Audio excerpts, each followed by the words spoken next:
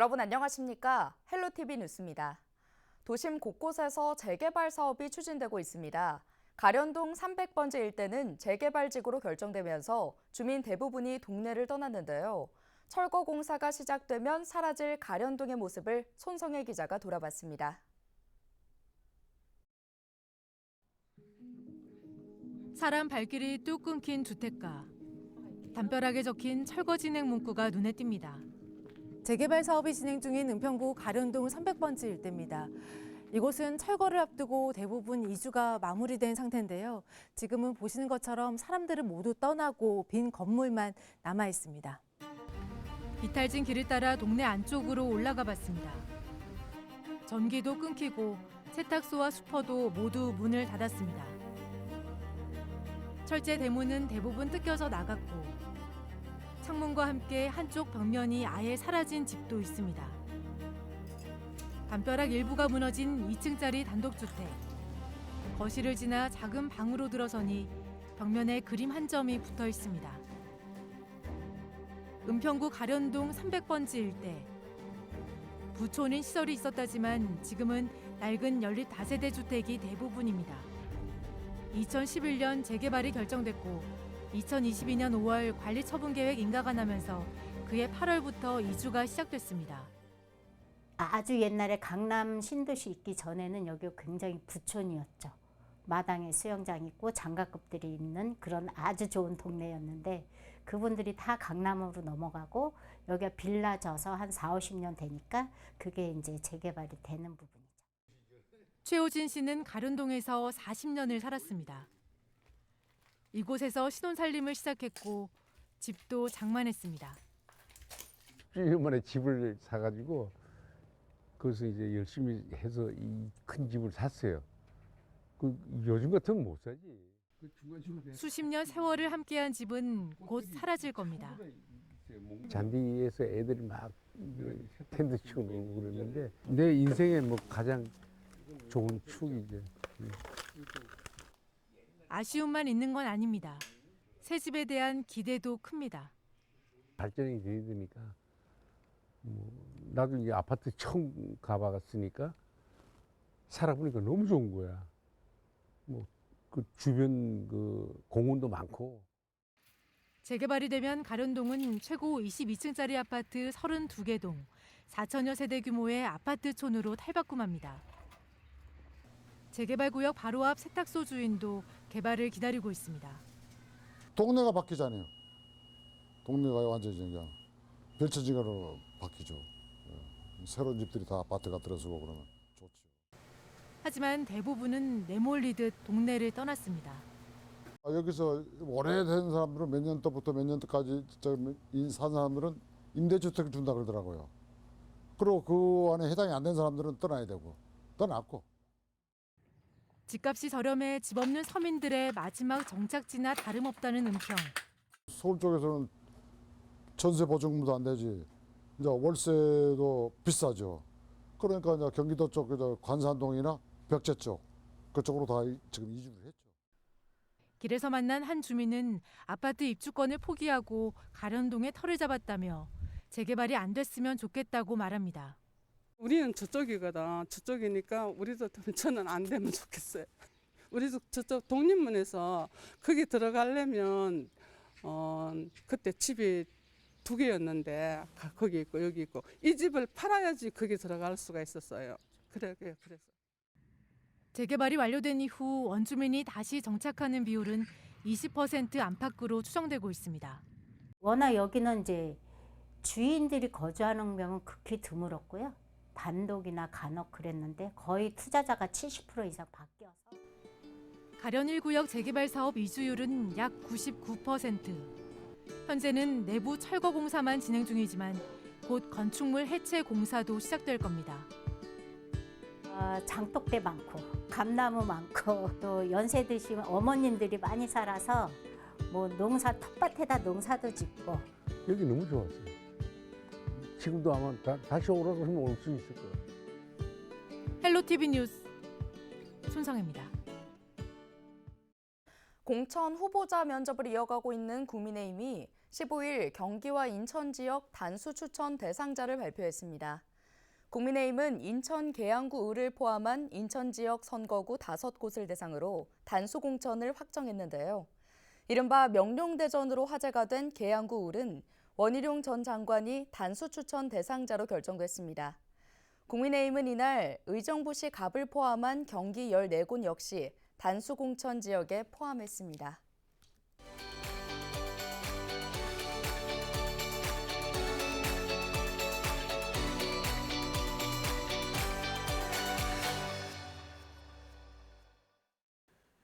제22대 국회의원 선거가 4월 10일 치러집니다. 소중한 투표권을 행사하는 것만큼 공정과 신뢰가 담보된 선거 관리의 중요성도 커지고 있습니다. 슬기로운 유권자 생활, 이번 시간에는 제22대 총선을 앞두고 달라지는 투개표 방식을 알아보는 시간을 가져보겠습니다. 먼저 개표 분야에선 어떤 변화가 있을까요? 수검표 절차가 추가된다는 것이 가장 크게 눈에 띄는 부분입니다. 종전까지는 투표 분류기로 투표지를 분류하고 심사 개수기를 통해서 육안으로 투표지 혼입 여부를 확인한 뒤 후보자별 득표 수를 집계했습니다. 하지만 이번 총선에선 심사 개수기로 확인하기 전에 사람이 손으로 일일이 투표용지를 한 장 한 장 확인하는 절차가 추가되는 겁니다. 사전 투표함도 투명하게 관리됩니다. 보관하는 장소에 설치된 CCTV의 공개 범위가 확대되는 겁니다. 기존에는 사전 투표함 보관 장소의 CCTV 영상을 보기 위해선 사전에 신청서를 작성하고 중앙선거관리위원회와 시도, 구시군위원회의 업무 시간에만 열람할 수 있었는데 이번 22대 총선부터는 별도의 신청서 없이 시도 선관위 청사에 대형 모니터를 설치해서 24시간 언제나 열람할 수 있도록 바뀌는 겁니다. 투표 용지와 관련된 선거 사무에도 변화가 생깁니다. 사전 투표 용지의 일련 번호가 바코드 형태로 바뀌는 건데요. 기존 투표 용지에는 고유의 일련 번호와 선거구, 관할 선관위를 식별하기 위해서 2차원 바코드인 이 QR코드가 인쇄돼 있었지만 이를 세로 막대 형태인 바코드로 인쇄하게 됩니다. 이 바코드를 막대 모양의 기호라고 정의하고 있는 현행법 관련 소모적인 논란을 해소하기 위해서입니다. 그 다음의 변화는 투표지 분류기에서 비롯됩니다. 인가받은 보안 USB만 쓸 수 있도록 사용이 제한되는 겁니다. 국가정보원이 내부 조력자만 있다면 투표지 분류기에 USB 포트로 운영 프로그램을 해킹할 수 있다는 지적이 제기된 데 따른 겁니다. 이렇게 수검표에서 투표 용지까지 이번 총선에서 바뀌는 모든 변화는 하나에 초점이 맞춰져 있습니다. 바로 부정선거 의혹 차단입니다. 지난 총선을 기점으로 촉발된 부정선거 논란으로 진영 갈등이 극심했던 만큼 그 상흔도 깊게 남았습니다. 투표하는 발걸음, 미래를 위한 큰걸음. 이번 22대 총선을 준비하고 있는 중앙선거관리위원회의 캐치프레이즈입니다. 공정선거를 위해선 그만큼 많은 관심과 참여가 필수적입니다. 선거가 지리멸렬의 시작이 아닌 화합의 장으로 마무리되는 것은 오직 유권자, 국민의 목숨을 유념해야 하겠습니다. 슬기로운 유권자 생활, 박영찬입니다. 인천 시의원들의 의정 활동비가 인상됩니다. 인천시는 올해부터 오는 2026년까지 인천시의원 의정활동비를 기존 월 150만 원에서 200만 원으로 50만 원 인상하기로 하고 오는 29일 이에 대한 공청회를 열고 주민 의견을 듣기로 했다고 밝혔는데요.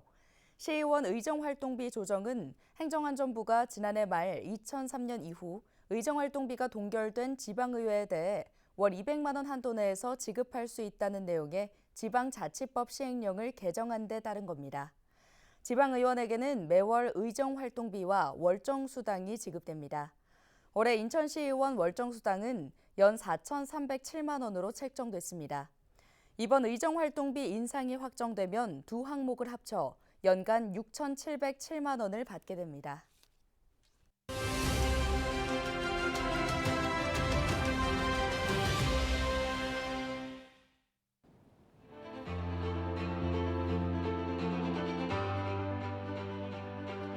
지방의회의 의정활동비 인상을 놓고 전국이 떠들썩합니다.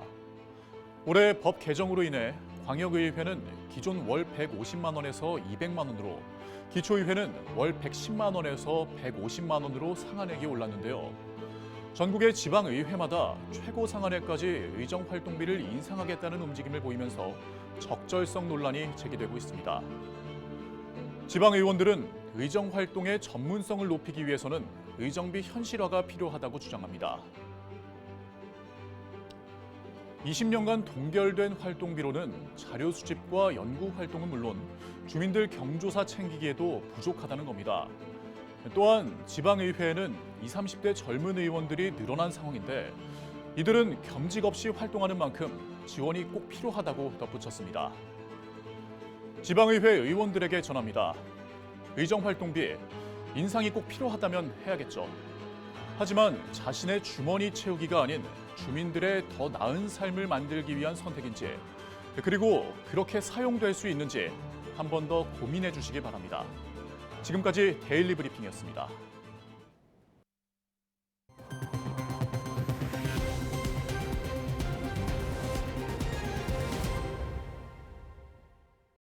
수도권 아파트 매매 가격 하락폭이 감소했습니다.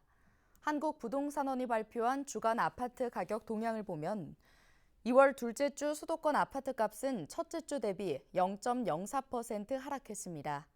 지난주에 비해 하락폭은 다소 줄었지만 작년 11월 마지막 주 이후 지속된 하락세는 벗어나지 못했습니다. 지역별로 보면 서울 0.03%, 경기 0.05%, 인천에선 0.02% 하락을 기록해 한 주 전에 이어 낙폭이 감소했습니다. 반면 경기도 김포의 경우 운양동과 사우동의 중대형 규모 단지를 중심으로 0.08% 올라 4주 연속 상승을 기록했습니다. 한국부동산원은 일부 선호단지에서 소폭 상승했지만 관망세가 지속되며 급매물 위주의 거래가 발생하는 등 하락세가 지속되고 있다고 설명했습니다.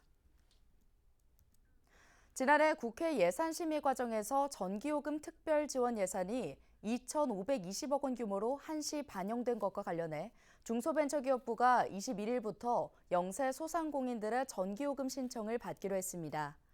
지원 대상은 사업장용 전기요금을 부담하는 연매출 3천만 원 이하의 개인과 법인 사업자들로 지원 사업 공고일인 15일 기준 폐업 상태가 아니어야 합니다. 사용하는 전기 용도는 일반용과 산업용, 농사용과 교육용, 주택용 중 비주거용이어야 하며 최대 20만 원까지 지원합니다. 전기요금 지원은 한국전력 전기요금 고지서에서 차감하는 방식이며 한전 비계약 사용자인 경우 사업장용 전기 사용 여부와 납부 확인 서류를 확인해 환급할 계획입니다. 경기도가 오는 27일부터 다음 달 29일까지 준공 뒤 최소 2년이 지나 입주까지 완료되는데도 아직 매각이 안 된 공공시설 용지 129곳의 관리 실태를 점검합니다. 도는 미매각 공공시설 용지로 주변 아파트 입주가 완료됐는데도 나대지 상태로 방치돼 공공시설 부족 등 입주민에게 불편을 주고 있다고 설명했는데요. 경기도는 이번 점검을 통해 나대지로 방치된 용지에 대해 임시로 해당 주민이 이용 가능하도록 활용 방안을 고민할 계획입니다. 인천 섬 지역 주민 진료를 담당할 새 병원선이 건조됩니다. 인천시는 경남 김해시의 선박 부품 제조업체에서 강제 절단식을 열고 본격적인 병원선 건조에 착수했다고 밝혔습니다. 시는 현재 운영 중인 108톤급 병원선 인천 531호가 설령 25년으로 노후해 신규 병원선 건조를 추진했습니다. 새 병원선은 126억 원의 건조비가 투입됩니다. 현재 병원선보다 배 이상 큰 270톤급으로 최대 44명을 태우고 최고 시속 46km로 운항할 수 있습니다. 이르면 내년 3월부터 새 병원선을 의료기관이 없는 옹진군 섬 지역에 배치할 계획입니다. 오늘 준비한 소식은 여기까지입니다. 함께해 주신 여러분 고맙습니다.